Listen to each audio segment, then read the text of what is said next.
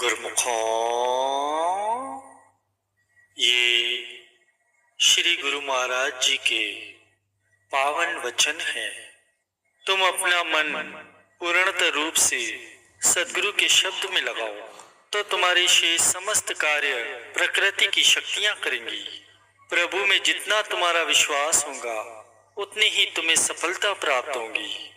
मनुष्य से मांगना छोड़कर मालिक से याचना करो, उन्हें हितैषी समझो, उनके श्री चरणों में यही प्रार्थना करो कि जो मेरे लिए उचित है वही मुझे प्रदान करे। जैसे सूर्य के सामने अंधकार नहीं ठहर सकता, वैसे ही विश्वास के आगे भय भी नहीं ठहरता।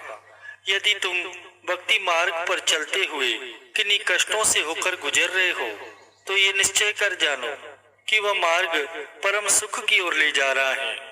सद्गुरु का ध्यान करोगे तो मार्ग प्रकाशमय होगा और समय समय पर सहायता मिलती रहेगी। कष्टों को देखकर घबराओ मत, कितने ही सुख तुम्हें मालिक से प्राप्त है, उन्हें स्मरण कर उनका आभार मनाओ। मालिक ने तुम्हें ज्योतिपूर्ण नेत्र दिए हैं, जीवा दी है, कान, हाथ और पैर दिए हैं। गुरु को वीडियो लाइक करना, सब्सक्राइब करना, प्लीज कमेंट में लिखना जय श्री राम। अन्य मेवा और सब्जियां आदि अनेकों ही ऐसी सुविधाएं प्रदान की हैं, उन्हें याद कर उनका धन्यवाद करो। जो तुम्हारा स्वभाव तुम्हें अच्छा नहीं लगता उसमें परिवर्तन लाने का दृढ़ निश्चय करके श्री चरणों में विनय करो। तुमने चाहे कितने ही पाप क्यों न किए हो, परंतु जब भी हृदय से उनके लिए क्षमा याचना करोगे और भविष्य में वे कुकर्म नहीं करोगे तो दातार अथवा प्रभु से अवश्य ही बख्शे जाओगे। आंतरिक आनंद चाहते हो तो आनंद स्वरूप मालिक में विलीन रहो और अपने मन की समस्त भावनाएं उनकी मौज में मिला दो। मालिक को अंग संग जानकर निर्भय रहो और किसी से वे मन से न रखो। पल पल में यही चिंतन करो कि मालिक मेरे अंग संग है। प्रभु में जितना तुम्हारा विश्वास होगा उतनी ही तुम्हें सफलता मिलेगी। संचयी मनुष्य ईश्वरीय कृपा को कभी प्राप्त नहीं कर सकता। सद्गुरु का शब्द वह कवच है जिसमें कोई भी कष्ट प्रविष्ट नहीं हो सकता। सद्गुरु शब्द का अभ्यास तुम्हारी आत्मा का भोजन है। ज्यों ज्यों शब्द का अभ्यास करोगे त्यों त्यों आत्मिक शक्ति बढ़ती जाएगी। अपने भीतर से बुराइयों को निकालने के लिए मालिक के द्वार पर नित्य प्रति हार्दिक प्रार्थना करो। बेकार और स्वार्थी मनुष्य सद्गुरु को प्रिय नहीं लगते, इसलिए मालिक के निमित्त अधिक से अधिक परिश्रम करो। निंदक आपकी निंदा करते हैं, आपको उसके बदले में यदि कष्ट मिलते हैं तो घबराओ मत। सत्य का मार्ग मत छोड़ो, क्योंकि अंत में जय तो सत्य की ही होती है। नाम की शक्ति रिद्धि सिद्धियों की शक्ति से महान है। हाथ पांव और शरीर से परिश्रम करके खाओ, शरीर के लिए भीख मांगने से तो मरना अच्छा है। संत सद्गुरु की कृपा से जन्मों जन्मों का पापी भी भवसागर से पार होता है। जो भगवान के निमित्त कार्य करता है उसे कभी भी पाप स्पर्श नहीं कर सकता। भक्ति करें तो भगवत प्राप्ति के लिए करें, न कि आशाओं की पूर्ति के लिए करें। नाम जप कर विषयों से वैराग्य धारण करोगे तो ये मन वशीभूत होगा। सब ओर से निराश होने पर प्रभु के प्रति आशा जागृत होती है। संचय या भ्रम करने की आदत को छोड़ोगे तो सुख की उपलब्धि होगी। गुरु वचनों पर जितना अधिक विश्वास करोगे उतनी अधिक शक्ति और शांति प्राप्त होगी।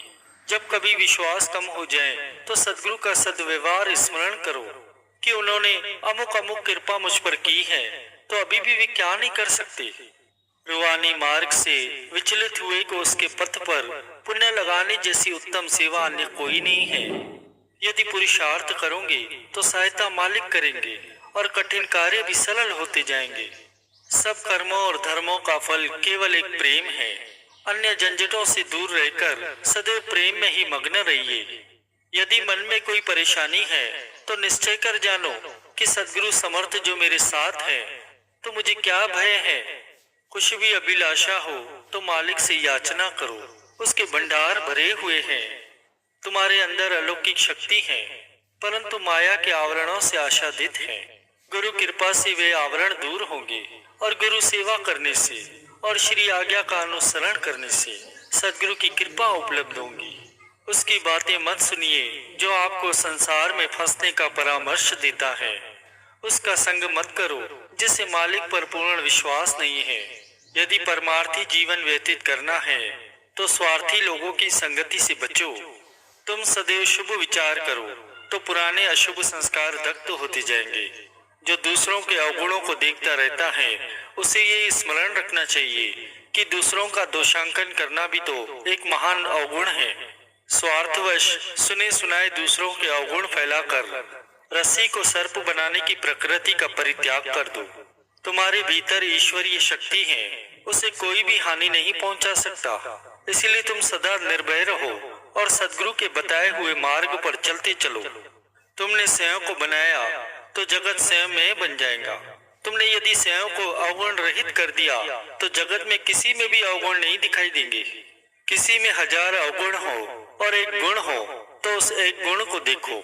प्रातः उठो तो सर्वप्रथम श्री सद्गुरु देव जी का ध्यान करो। उनके श्री चरणों में श्रद्धा से शीश को झुकाओ। उनके द्वारा प्रदान किए हुए शब्द का अभ्यास करो। आपका दिन अच्छा बीतेगा। और इसी तरह शयन के समय भी सिमरन करो तो रात्रि अच्छी व्यतीत होंगी।